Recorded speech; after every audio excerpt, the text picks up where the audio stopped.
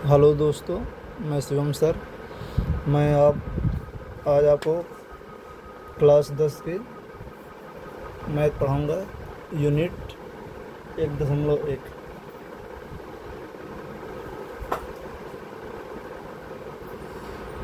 ये क्वेश्चन है, निम्नलिखित संख्याओं को अभाज्य गुणनखंडों के गुणनफल के रूप में व्यक्त कीजिए। पहला क्वेश्चन है 140। 140 का हम एलसीएम निकालेंगे।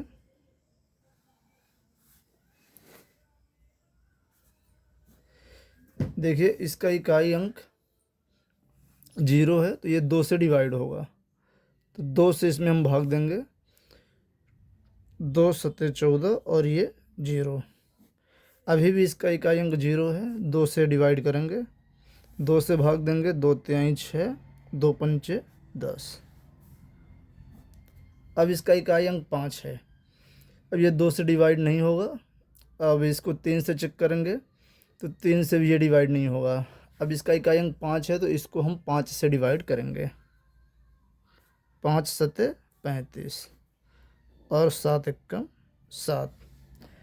अब इसको लिख देते हैं इस तरह से, जैसे 140 का ये आया है आपका 2 इंटू 2 इंटू 5 इंटू 7। तो इसको अभाज्य गुणनखंड के रूप में लिखना है, तो इसको हम लिखेंगे 2 यहाँ कितनी बार है, 2 बार, 1 2, तो 2 बार है, इंटू 5 कितने टाइम आया है, 1 टाइम, इंटू 7 कितने टाइम आया है, 1 टाइम। इस तरह से ये क्वेश्चन हमारा कंप्लीट होता है। पहला नंबर क्वेश्चन यही था कि इसको अभाज्य गुणनखंड के रूप में व्यक्त कीजिए। ये हम अभाज्य गुणनखंड के रूप में व्यक्त कर दिए हैं। अब हम पढ़ेंगे क्वेश्चन नंबर 2। इसी का क्वेश्चन नंबर दूसरा, ये संख्या है 156।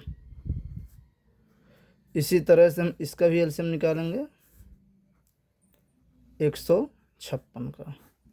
देखिए, 156 में इकाई अंक है 6। ये आपका 2 से डिवाइड होगा, तो 2 से हम भाग देंगे, 2 सत्ते 14 और 2 अठे 16। फिर इकाई अंक 8 है, फिर ये 2 से डिवाइड होगा, तो 2 से करेंगे, 2 तिहाई 6, कैरी 1 गया, 2 नम 18। अब इसका इकाई अंक 9 है, ये 2 की टेबल में नहीं आएगा। अब इसको 3 से चेक करते हैं हम, तो 3 एकम 3, 3 त्रिकाई 9। अब ये 13, 13 से कटेगा, 13 एकम 13। इसको फिर से हम लिखेंगे उसी तरह से, जैसे 156 का गुणनखंड आया है 2 इंटू 2 इंटू 3 इंटू 13। तो इसको अभाज्य गुणनखंड के रूप में लिखना है, तो 2 यहाँ पे 2 बार आया है, 3 1 बार आया है और 13 1 बार आया है। यही आपका आंसर है। अब हम अगला क्वेश्चन करेंगे, क्वेश्चन नंबर 3। क्वेश्चन 3 है 3 8 2 5। अब हम दोस्तों इसका एलसीएम निकालेंगे। 3 8 2 5। इसका देखिए इकाई अंक 5 है, ये 2 से डिवाइड नहीं होगा। अब इसको या कि ये 3 से डिवाइड होगा या 5 से, क्योंकि इसका इकाई अंक 5 है। तो 3 से डिवाइड करने के लिए हम चेक करेंगे इसको। ये जैसे आपकी संख्या है 3 8 2 5, ये 3 से डिवाइड है या नहीं, ये इसको हम डायरेक्ट अगर चेक करना चाहें तो इसका अंकों का योग करेंगे, 3 + 8 + 2 + 5। तो ये हो जाएगा, 3 में 8 जोड़िए 11, 11 में 2 जोड़िएगा 13, 13 में 5 जोड़िएगा 18, 18 आपका 3 के टेबल में आता है, मतलब ये 3 से विभाजित होगा। तो पहले छोटी संख्या से डिवाइड करते हैं, हम इसको 3 से करेंगे, 3 एकम 3, 3 दूनी 6, कैरी 2 आया, ये हो गया 22, 3 सते 21 और 3 पचे 15। अभी भी इसको हम चेक करते हैं 3 से डिवाइड होगा कि नहीं होगा। तो देखिए, इसमें 1 और 2 जोड़ेंगे 3, और ये 7 10 5 15, मतलब 3 से भी डिवाइड होगा। 3 चौके 12, 3 दूनी 6, 3 पचे 15। अभी भी हम इसको चेक करते हैं 3 से डिवाइड है या नहीं। इसके अंकों का योग करेंगे, 4 2 6, 6 में 5 जोड़िएगा 11, 11 3 के टेबल में नहीं आता, ये 3 से डिवाइड नहीं होगा। अब इसको हम डिवाइड करेंगे 5 से, 5 8 40, 5 25। अभी भी ये 5 से डिवाइड होगा, 5 एकम 5, कैरी 3, 5 7 35। अब 17 17 से कटेगा, 17 एकम 17। अब इसको हम लिख देंगे आंसर इसका, जैसे ये है आपका, यहाँ पे इसका आंसर लिख देते हैं हम 38 25। इसका आया है 3 × 3 × 5 × 5 × 17। अब यहाँ पे देखिए अभाज्य गुणनखंड के रूप में व्यक्त करना है, तो 3 आया है 2 बार, 5 आया है 2 बार, 17 आया है 1 बार।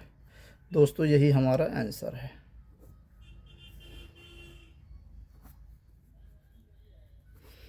इसके 3 क्वेश्चन हो गए, 2 क्वेश्चन अभी और हैं, उनको भी हम करते हैं। देखिए क्वेश्चन नंबर 4 है 5005। इसी का जो क्वेश्चन नंबर 4 है वो है 5005। अब इसको हम एलसीएम निकालेंगे इसका, तो 5005। देखिए दोस्तों ये जो संख्या है इसका इकाई अंक 5 है और इसका इकाई अंक 5 है, इसलिए ये 2 से डिवाइड नहीं होगा। अब 3 से हम चेक करते हैं, तो जैसे ये है 5005, तो इसके अंकों को योग करना है, तो 5 + 5 कितना हो जाएगा 10, और 10 3 से डिवाइड नहीं होगा, इसलिए अब ये संख्या 5 से डिवाइड होगी। तो इसमें हम 5 से भाग करेंगे, जिससे एलसीएम नहीं बनता है वो भाग करके कर सकते हैं, है ना। जैसे इसमें भाग करिएगा तो 5 एकम 5, माइनस करिएगा 0। अब ये 0 यहाँ उतारिएगा तो यहाँ, और ये 0 यहाँ तो यहाँ, फिर ये 5 उतारिएगा आप यहाँ पे, और 5 एकम 5, माइनस करिए 0। तो इसको हम 5 से करेंगे 1001। अब देखिए ये 5 जिस संख्या से हम डिवाइड कर रहे हैं ये अभाज्य संख्या है ना। तो अब ये 5 से डिवाइड हुआ, 5 से बड़ी संख्या 6 है, तो ये 6 से डिवाइड नहीं होगा क्योंकि इसका इकाई अंक 1 है। तो 6 में 2 और 3 आता है, तो 2 से भी डिवाइड नहीं होगा और 3 से भी डिवाइड नहीं होगा ये। अब हम इसको दोस्तों 6 से बड़ी संख्या 7 होती है उससे डिवाइड करेंगे। आप लोग भाग दे के कर सकते हैं, जैसे 1001, इसको डिवाइड करेंगे 7 से, 7 एकम 7, माइनस करेंगे 10 में 7 घटाएंगे 3, यहाँ पे उतारेंगे 0, 7 चौके 28, 30 में 28 घटाएंगे 2, यहाँ पे उतारेंगे 1, और 3 7 त्रिक 21। तो ये आ जाएगा आपका भाग देने में 143। अब देखिए दोस्तों ये अभाज्य संख्या से विभाजित हो रहा है। 5 है, 5 के बाद अभाज्य संख्या 7 है, 7 के बाद अभाज्य संख्या है 11। तो 11 एकम 11, 11 तिहाई 33। जिससे नहीं बनेगा वो भाग दे के कर सकते हैं। और ये 13 एकम 13। तो इसका आपका आ गया है, जिसको हम लिखेंगे 5005। 5 × 7 × 11 × 13। तो अभाज्य गुणनखंड के रूप में लिखना है तो 5 एक बार है, 7 एक बार है, 11 एक बार आया है, और 13 भी एक बार आया है। यही दोस्तों हमारा आंसर है। अब हम इसका लास्ट क्वेश्चन बाकी है, क्वेश्चन नंबर 5, जो कि है 7429। अब दोस्तों इसका हम एलसीएम निकालेंगे, तो 7429। अब देखिए इसको हम, ये इसका इकाई अंक 9 है, ये 2 से डिवाइड नहीं होगा।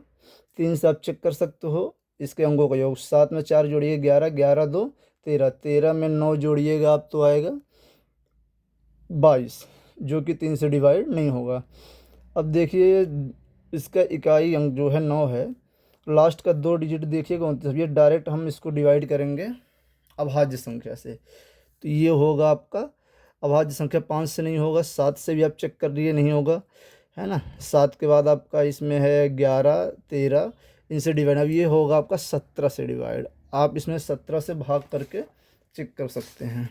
जैसे संख्या है 7429, तो इसमें हम भाग करेंगे 17 से। 17 चौके 68, माइनस किसको कैरी देंगे, 14 में से 8 घटाएंगे आएगा 6, ये 0, यहाँ पे उतारेंगे हम 2। अब 17 टेबल पढ़ेंगे 62 से ज़्यादा ना हो। 17 तिहाई 51, माइनस करेंगे 1, ये 1 आएगा, यहाँ पे उतारेंगे 9। अब 17 का टेबल पढ़ेंगे 119 से ज़्यादा ना हो। 17 सत्ते 119,